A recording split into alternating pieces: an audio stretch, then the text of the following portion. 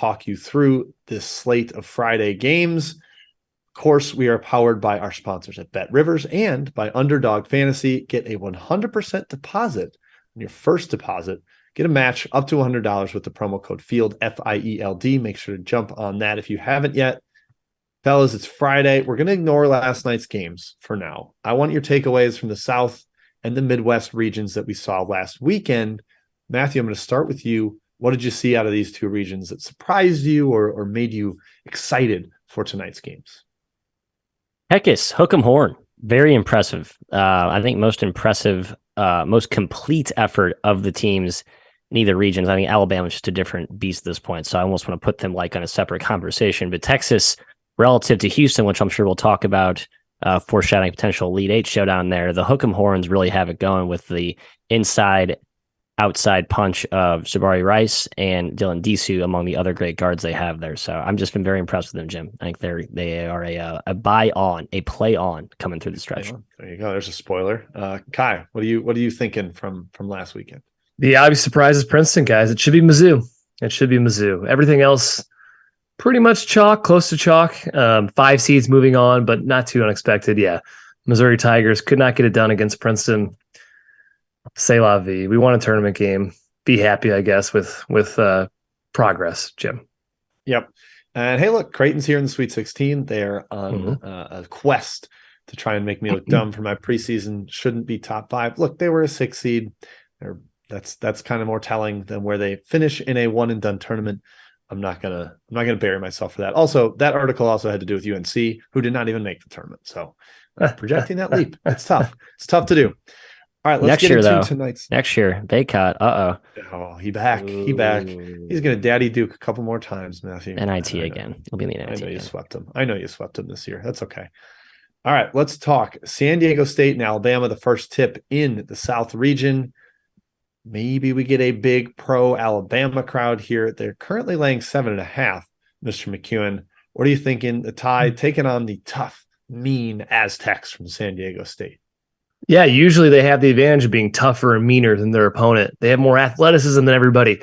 They're more physical. No, not against Alabama. It's just not a good matchup for San Diego State, a team who I have loved all season, all preseason, got some futures on them. I just don't see them winning this game. 7.5, big spread for sure. Could stay inside of it. I even kind of lean towards Alabama, though. San Diego State's going to try to muck it up. They have a great defense. I think Alabama's too talented, Matthew. Their defense themselves, Alabama's defense is pretty darn good, and San Diego State can certainly stagnate in the half court.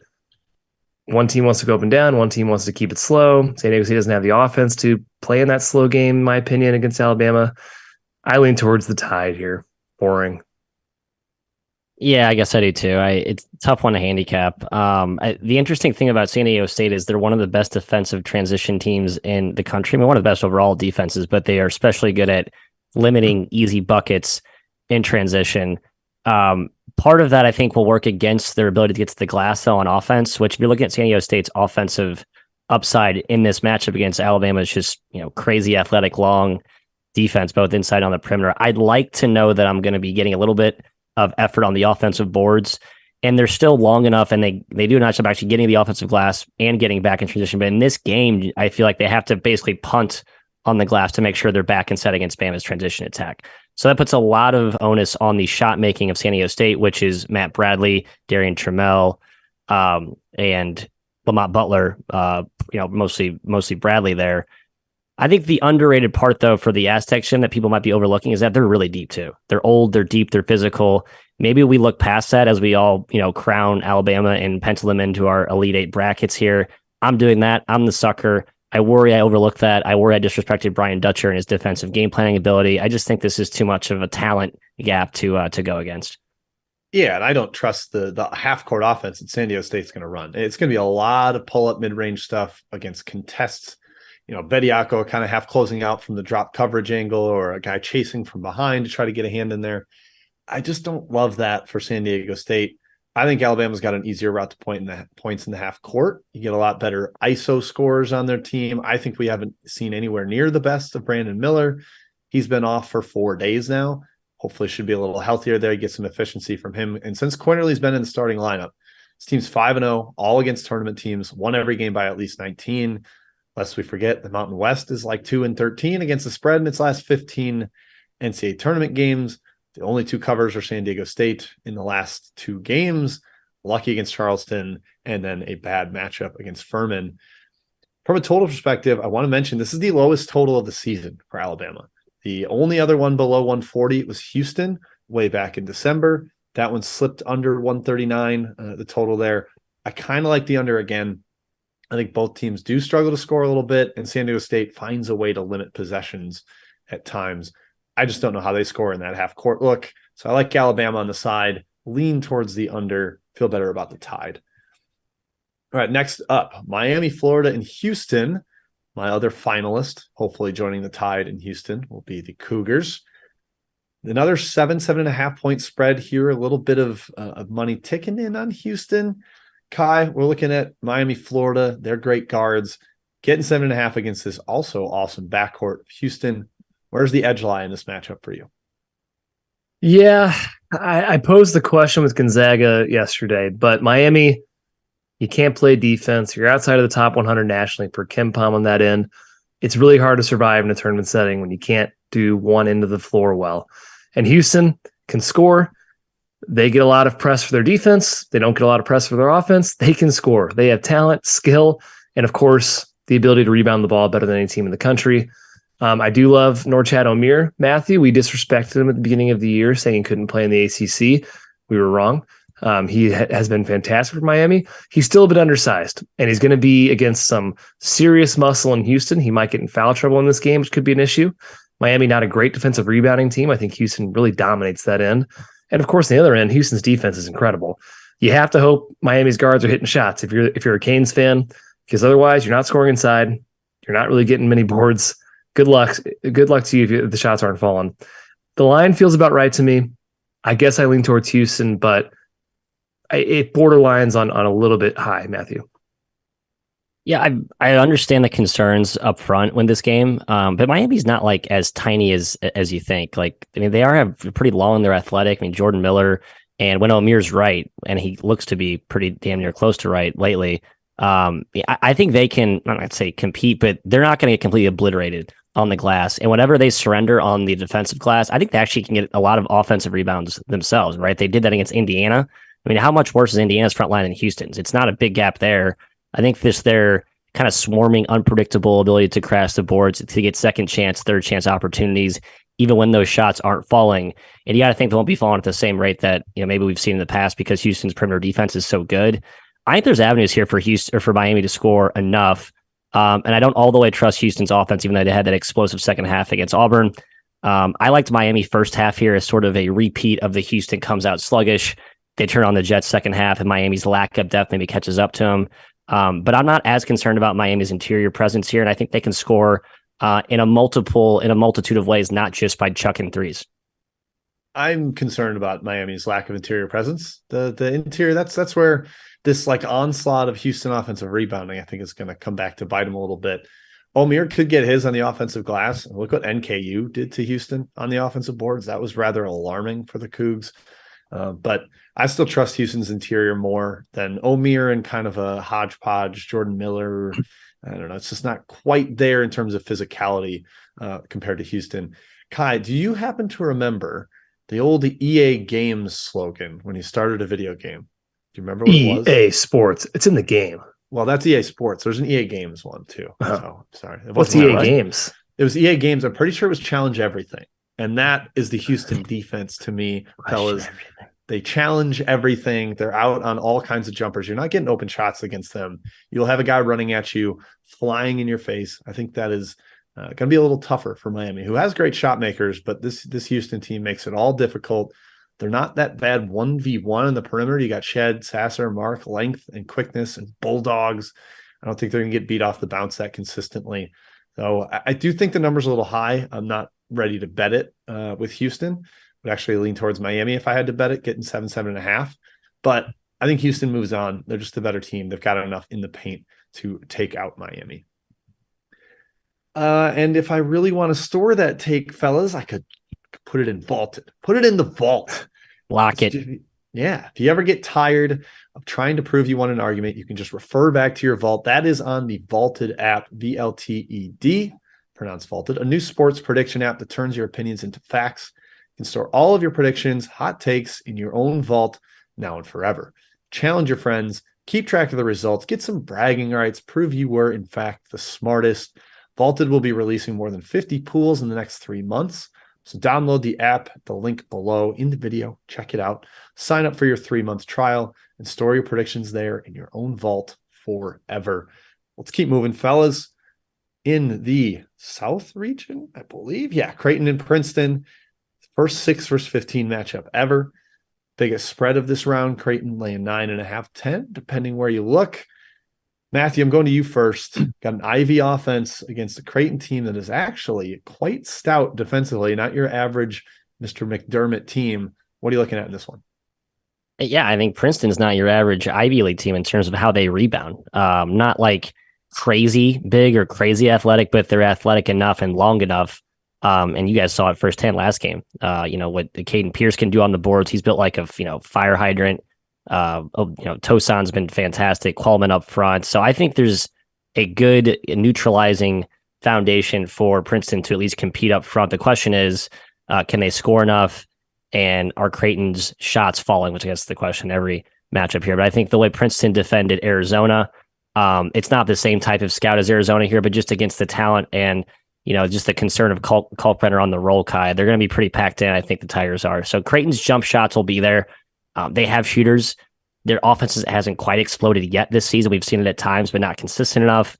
General, I just trust the Princeton game planning here. I'm going to trust what Mitch Henderson brings out of his bag. We're not going to know it until we see it, but it was certainly pretty damn bulletproof against Mizzou and against Arizona in the first round. So my bet here is mostly on Mitch Henderson and his game plan against the Jays. Yeah, my best bet is Princeton plus 10. As I've said multiple times, Ivy schools are a pain to play against in a tournament setting because you don't see a lot of their offense during the season. You don't see it in the conference play for sure. You rarely see it in non-con, and that's why Ivy schools tend to have more success in the non-con and in the tournament. Creighton, a little more time to prep for this one. I do think McDermott's a fantastic coach, but again, it's hard to simulate those offenses that Princeton can bring. It is too many points. This pace is going to play, I think, slower than anticipated. I think it's definitely under 70 possessions. It could be as low as 65. So 10 plays better in that setting. I think Tosan, if Princeton moves him to the 5, plays him to the 5, which they did a lot against Arizona and Mizzou, that's a challenge for Kalkbrenner, pulling him away from the rim.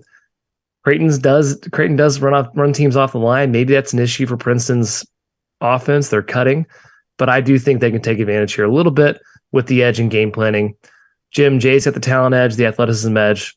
I do think they're going to win, but 10 points is too much. Tigers plus 10.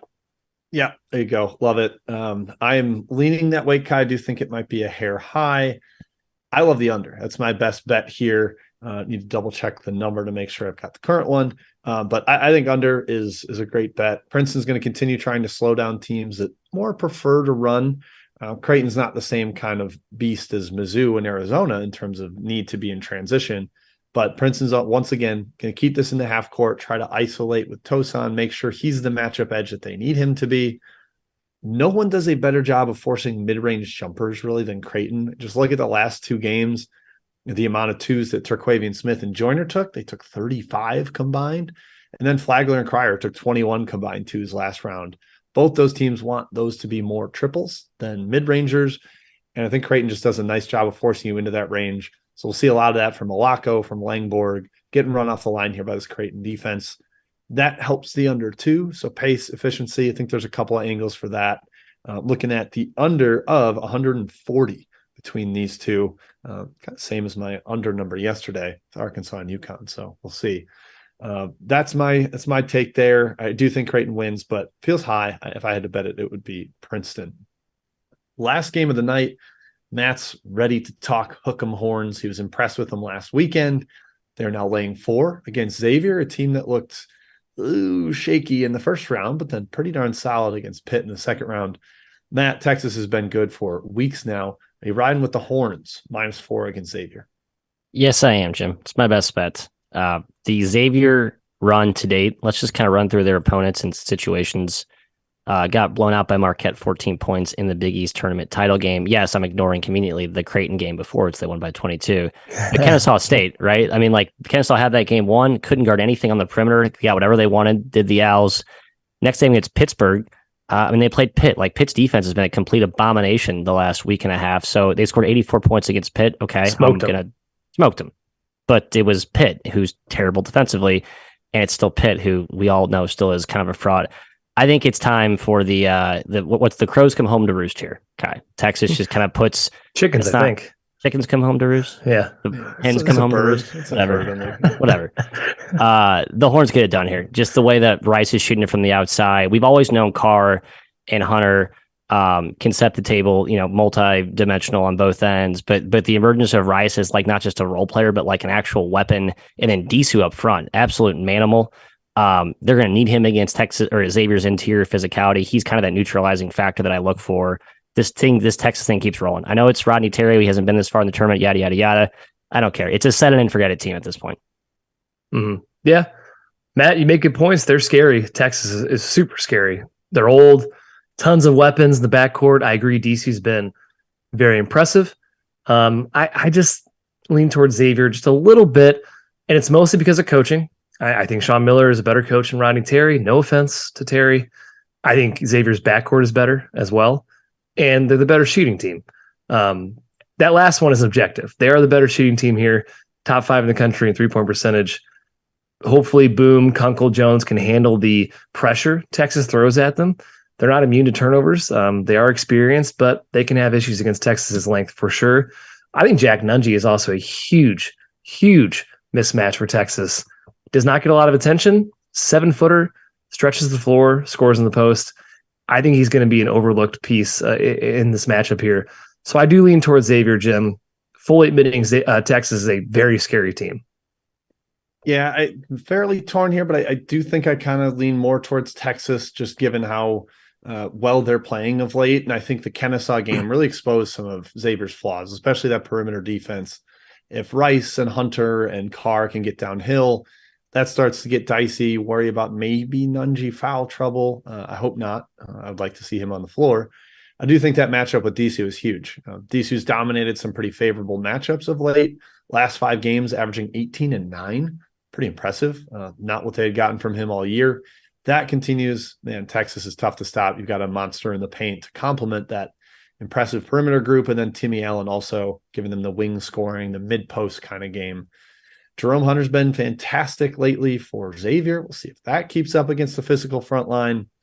I do lean Texas, though. Could see this one getting kind of up and down. Xavier likes to run. Texas has run with teams at times this season. So don't have a great feel on the total. I just think that one's tougher to crack compared to some of the other games. I do lean over. I agree. I think this is a track meet. I really do. Okay. And both teams have routes to points. That's kind of Xavier's typical MO. Although they've tightened the defense, it wasn't that against Pitt. A lot of points in the first 30 minutes of that game before it slowed down. Before we recap best bets, fellas, let's shout out Underdog Fantasy, the easiest place to play college basketball pick'em, where you can win real cash prizes simply by picking player stats in this weekend's games. If you pick them all you can do, or all you need to do, is pick a player's over or under points prop with rebounds, points, whatever it may be. If you get them all right, you win a whole boatload of cash. If you're like Kai, you think Jack Nunge is going to have a big old game against Texas, you just go in there, you find Jack Nunge, you smack that over on his points and rebounds, you make money. That's what you do. Just get Underdog's slick mobile app. It's easy enough to download and use for anybody, even bozos like Rob. What a caveman that guy is. Can you believe it? He's even figured out Underdog Fantasy. Make sure you go there, sign up, use promo code FIELD, FIELD, get a 100% first deposit match up to $100. Get in on the madness now. Fellas, let's recap best bets. Kai, going to you first. Princeton Tigers, +10. Ivy League, smart guys, calculus, Princeton. Hook 'em. It's time that the what come home, the what comes home, the what chickens. comes home to roost. The chickens come home to roost. There you go. -4, Texas. Yeah, I lean Texas, but I still wanted to throw the X up at Maddie. Let the Muskies give them a game. My best bet is Princeton and Creighton under 140. I think that's going to be a slow game. Some efficiency problems with Kalkbrenner out there running the paint on one end, and Princeton just kind of junking it up against the Princeton defense on the other end. All right, that's it. That wraps up our Friday show. Thank you for tuning in. We'll be back with one Saturday show talking all 4 Elite 8 games. So check that out tomorrow. We'll be live on this same channel, Field of 68 YouTube Best Bets. Until then, enjoy the games tonight. See you